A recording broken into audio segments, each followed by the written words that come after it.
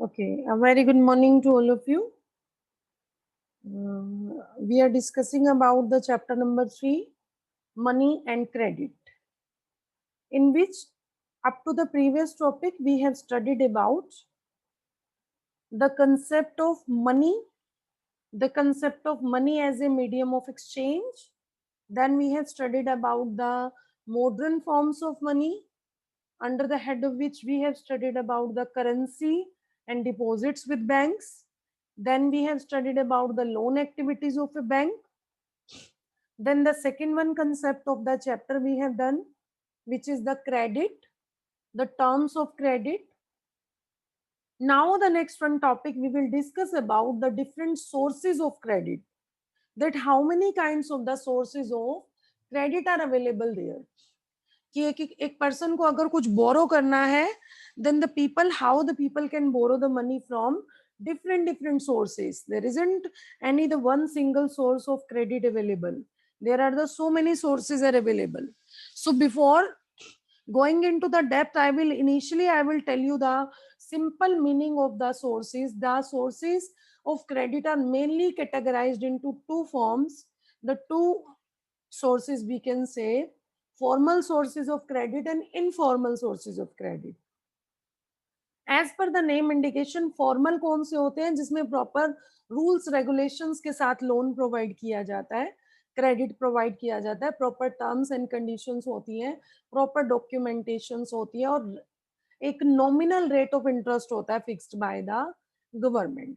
Okay, on the opposite side the informal sources of credit are there, in which no any kinds of the particular written agreements or the term conditions are there, कोई guarantee नहीं रखी जाती है, but वहां पर क्या होता है, that is so much risky, उसमें इंटरेस्ट रेट बहुत ज्यादा हाई होता है.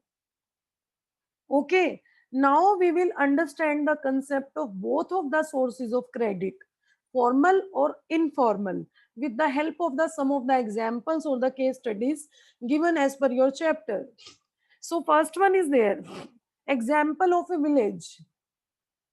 Rohit and Ranjan had finished reading about the terms of credit in class.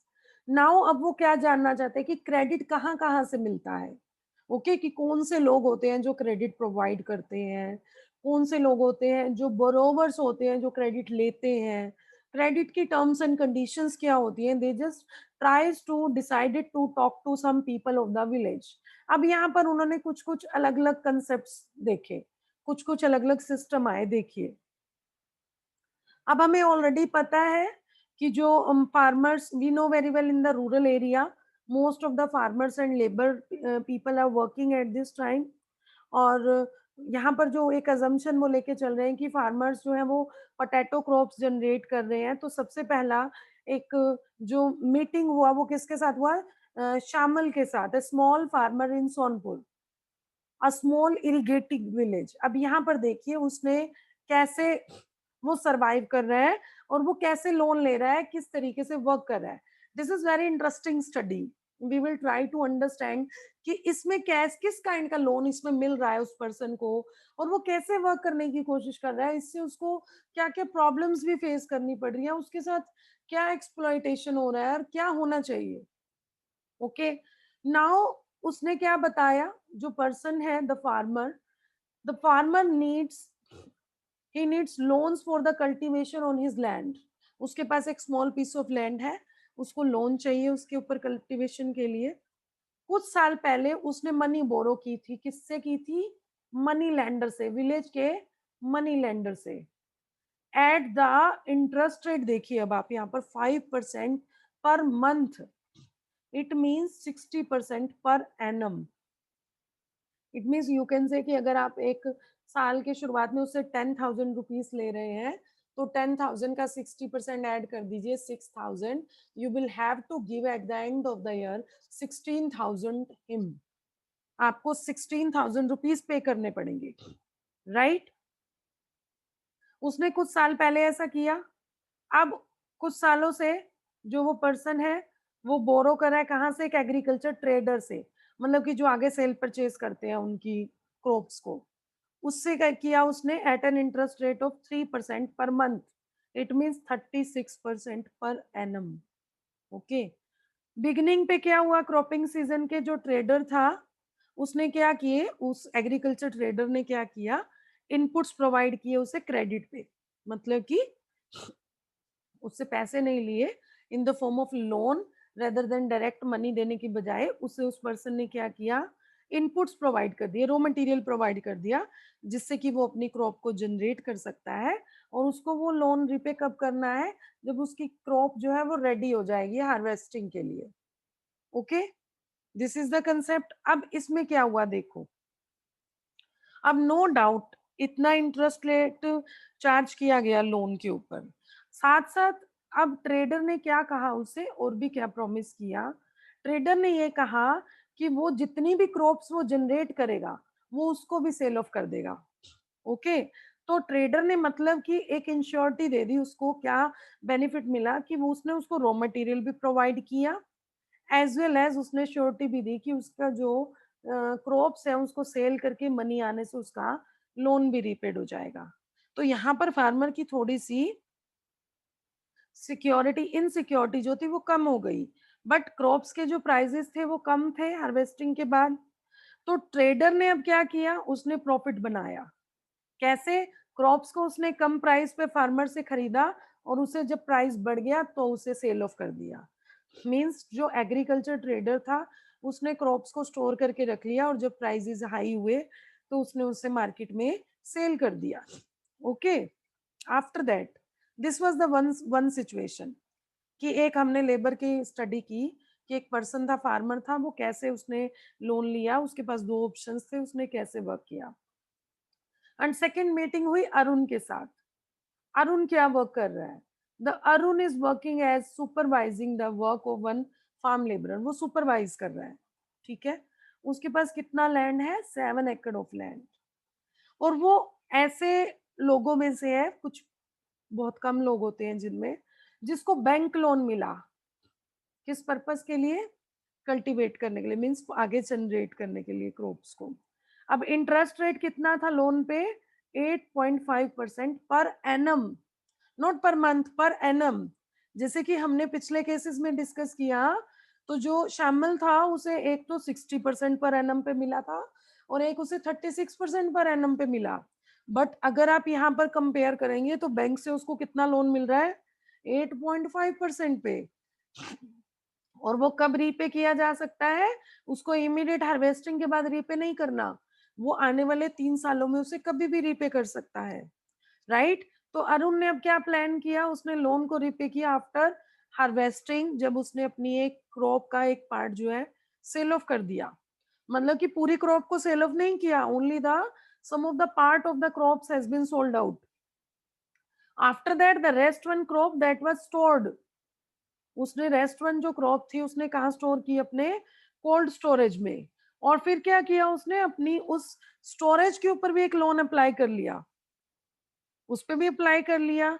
अब गवर्नमेंट ने, बैंक ने उसे ऑफर कर दी है फैसिलिटीज, क्योंकि उसने जो क्रॉप लोन लिया था उसने उसको रीपे भी कर दिया इजीली, तो बैंक इजीली लोन उसे दे दिया उसे अगली सिक्योरिटी पे।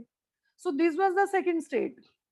अब कैसा लगा सुन के, कि फर्स्ट सिचुएशन में तो बहुत ज्यादा ही कॉम्प्लिकेशंस थी, सेकंड सिचुएशन में अरुण जो सुपरवाइज कर रहा है उसकी कंडीशन अच्छी थी, कि उसके पास पीस ऑफ लैंड भी अच्छा था, उसको बैंक से लोन भी मिल गया, बैंक से कम रेट ऑफ इंटरेस्ट पे लोन मिल गया, एज वेल एज उसने लोन को रीपे भी कर दिया, फिर भी बची हुई क्रॉप्स को स्टोर करके रख लिया, और स्टोर करके रखा भी, और प्लस में एक नया लोन भी अप्लाई कर लिया। Okay, now the third one state, हमने एक फार्मर का भी लेवल डिस्कस कर लिया, हमने एक वर्किंग पर्सन का लेवल भी डिस्कस कर लिया। Now we will discuss about one of the situation of a labour class people, कि जो एग्रीकल्चर पे लेबर वर्क कर रहे हैं। अब देखो, अब यहाँ पर हमने थर्ड केस स्टडी हम डिस्कस करेंगे रिगार्डिंग द रमा। रमा जो है वो एक नेबरिंग फील्ड में स्टडी कर, मतलब सॉरी, वर्क कर रही है एज एन एग्रीकल्चर लेबरर। ठीक है, अब यहाँ पर क्या होता है, देखो इसमें क्या सिचुएशन होती है, कि रमा के पास साल के कुछ महीनों में ही काम होता है, मतलब कि थ्रू आउट द ईयर उसके पास वर्क नहीं होता, कुछ महीनों में काम होता है और कुछ में नहीं होता। But the one problem is there, हम लोग कंजम्पशन तो पूरा साल करते हैं ना, हमें कंज्यूम तो पूरा साल करना है, देन व्हाट विल हैपन, उसको क्रेडिट चाहिए। किस लिए चाहिए? ऐसी चीज के लिए नहीं चाहिए जिससे कि वो इनकम अर्न कर सके, उसको अपनी डे टू डे एक्सपेंसेस के लिए क्रेडिट चाहिए। जैसे कि फैमिली में सपोज कोई बीमार हो जाता है, कोई फंक्शन आ जाते हैं, then they just require the loan. Now Rama, she has to depend on her employer. एक मीडियम लैंड ओनर है सोनपुर में, उसके ऊपर उसको डिपेंड रहना पड़ता है। अब लैंड ओनर ने उसको लोन तो दिया, कितना इंटरेस्ट चार्ज किया? 5% per month, it means 60% per annum. तो अब वो उसको रीपे तो कर नहीं सकती क्योंकि उसके पास इनकम सोर्स नहीं है। तो वो उसको कैसे रीपे करेगी? By working for the land owner, कि वो उसी की फार्म की लैंड के ऊपर वर्क करेगी, then she will pay the loan amount back to him. अब यहाँ पे क्या आया, मोस्ट ऑफ द टाइम ऐसा होता है कि रमा को नया लोन लेना पड़ता है क्योंकि प्रीवियस लोन उसको पे करना है, क्योंकि उसके पास इनकम सोर्सेज नहीं है थ्रू आउट द ईयर। इस बार क्या हुआ, लैंड ओनर ने उससे 5,000 रुपीज दिए, देन इसके साथ साथ इंटरेस्ट रेट भी चार्ज हाई करता है, साथ साथ लैंड ओनर जो है वो उसके साथ प्रॉपर बिहेव नहीं करता, राइट? उसको उसके लिए काम करना पड़ता है, जब भी वो उससे लोन लेती है उसे चाहिए होता है, she continues have to work for him. तो देन अब यहाँ पर क्या आ जाता है कि अब वो ये भी यहाँ पर एक और स्टेट आ गई कि उसके पास जो सोर्स है लोन का, वो सिर्फ कौन सा सोर्स है, only the land owner employers, कि जो जो ऐसे लोग हैं जिनके पास लैंड नहीं है, जिनको एज ए लेबर वर्क करना पड़ता है, उनके पास कोई भी सोर्स अवेलेबल नहीं है क्रेडिट का other than the employer, land owner employer, जो कि एक बहुत ही हाई रेट ऑफ इंटरेस्ट पे लोन देते हैं, बिहेव भी अच्छा नहीं करते और through out the time work भी लेते हैं।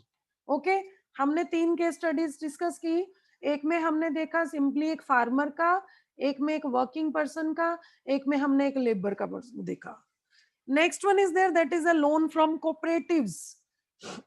कोऑपरेटिव्स क्या होता है? कोऑपरेटिव सोसाइटीज होती हैं।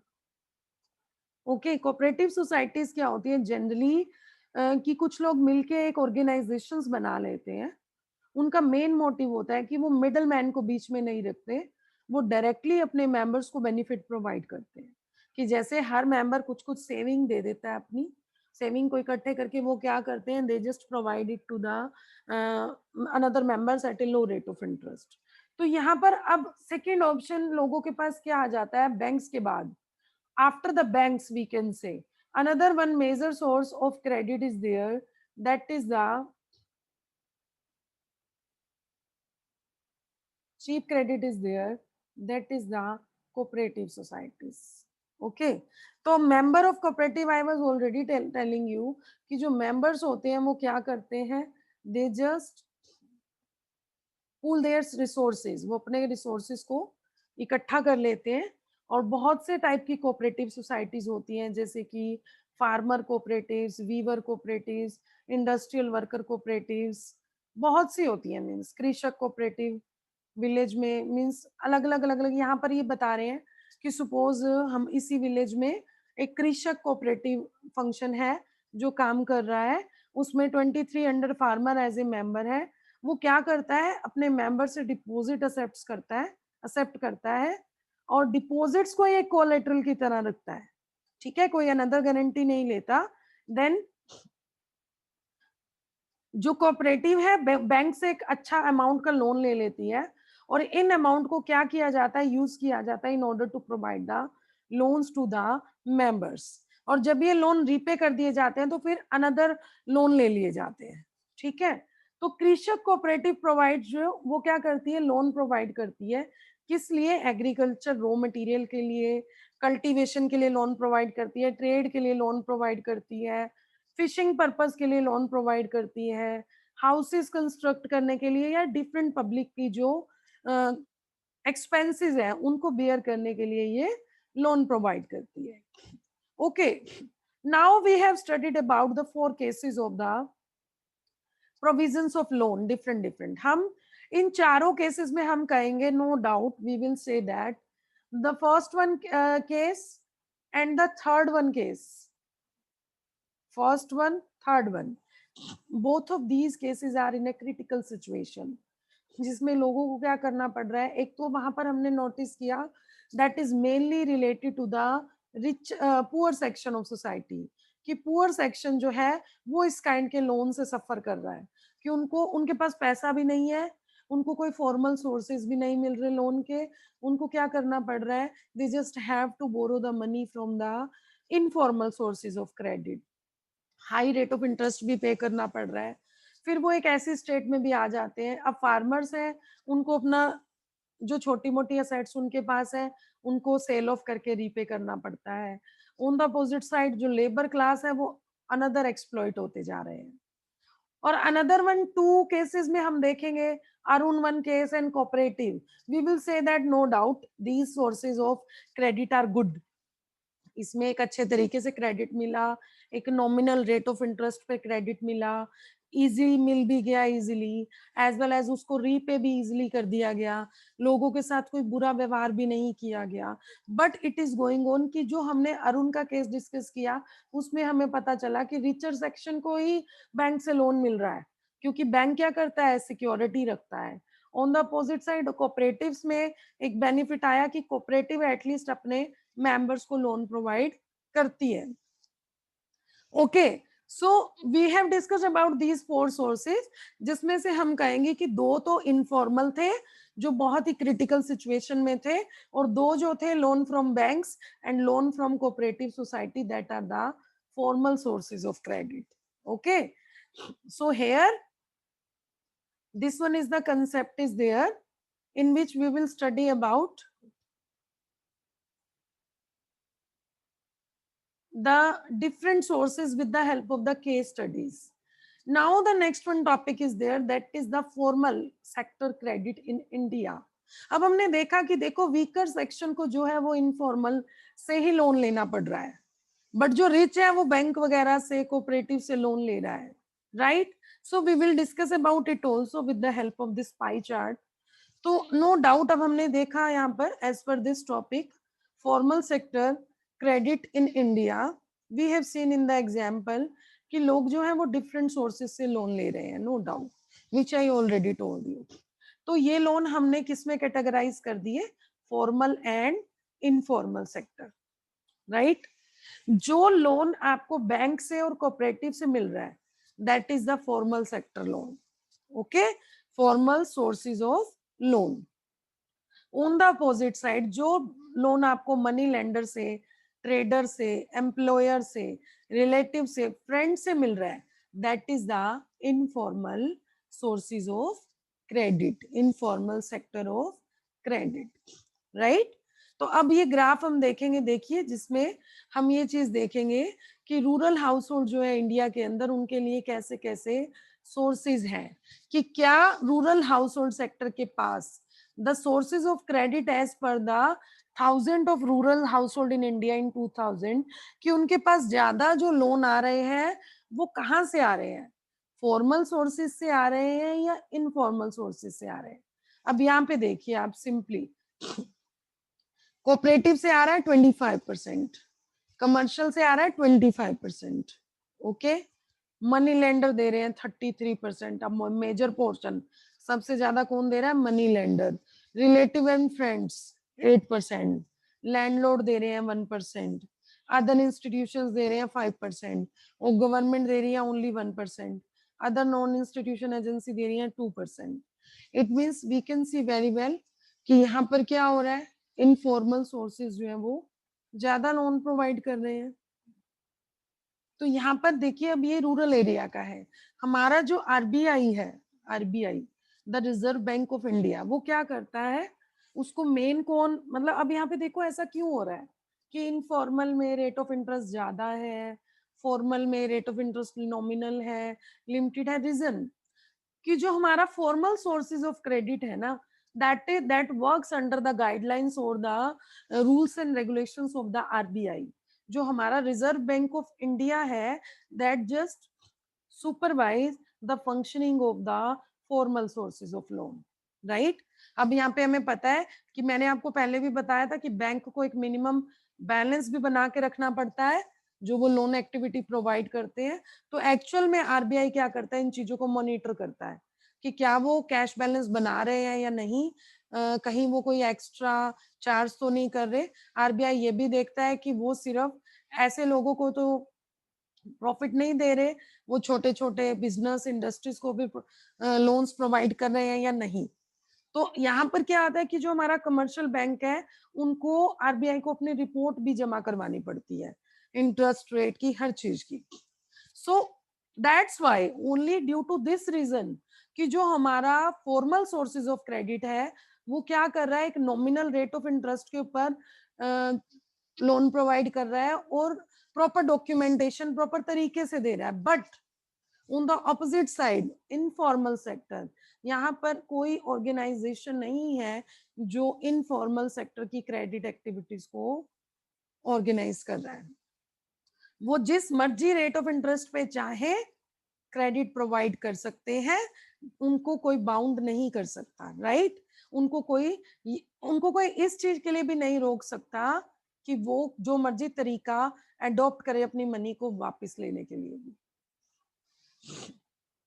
Okay, so in this state we can say कि फॉर्मल के कंपैरिजन में हम ये नो डाउट वी कैन से, अगर हम कंपैरिजन करें कि फॉर्मल और इनफॉर्मल सेक्टर में क्या क्या कंपैरिजन है, तो फॉर्मल सेक्टर की बजाय इनफॉर्मल लेंडर जो है वो ज्यादा रेट ऑफ इंटरेस्ट चार्ज करते हैं। जो कॉस्ट है बरोबर के लिए वो इनफॉर्मल लोन की ज्यादा होती है।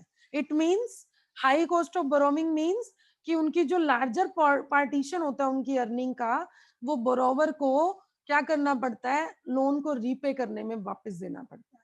तो बोरोवर के पास अपने लिए कुछ मनी बचती नहीं है, जैसे कि हमने प्रीवियस केसेस में डिस्कस किया। So high rate of interest means कि जो अमाउंट वो रीपे करेंगे वो उसकी इनकम से, बोरोवर की इनकम से ज्यादा हो जाएगा, and it will lead to the increasing borrowing amount, जो उसे किस सिचुएशन में लेके आएगा, डेट ट्रैप। जो मैंने आपको बताया था कि डेट ट्रैप एक ऐसी सिचुएशन आ जाती है जिसमें से बाहर निकलना बहुत पेनफुल हो जाता है, right? So many time it happen कि लोग जो है वो काम नहीं कर पाते क्योंकि उनको बोरोविंग की कॉस्ट बहुत ज्यादा आ जाती है, दैट्स वाई। इस वजह से क्या होता है कि banks and cooperative society there is a requirement to expand it. इससे क्या होगा, लोगों की इनकम भी बढ़ जाएगी, ज्यादा लोग जो है वो यहाँ से बोरो कर पाएंगे, कम रेट के ऊपर बोरो कर पाएंगे और अपनी क्रॉप्स को जनरेट कर सकेंगे, एज वेल एज अपने जो बिजनेस है वो छोटे मोटे बिजनेस भी सेटअप कर सकते हैं। They can set up the new industries, the trades in goods, so that the less chargeable and affordable credit is mainly required.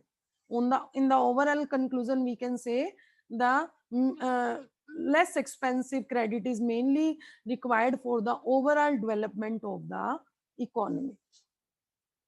So up to this topic we have studied about the two major sources of uh, credit provision, formal and informal, the meaning of both of that, the terms and conditions of both of that, the situation of the rural area, the difference between the formal sources of credit and informal sources of credit, and what is the reason behind of it कि informal जो sources है वो ज्यादा क्यों charge करते हैं, formal जो है वो कम चार्ज क्यों करता है, because of the supervision of the RBI.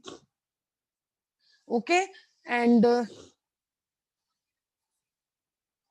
in this concept we can say that in the rural household even we can say the majority of the poor section of society, they just have to get the loan unwillingly from the informal sources of credit.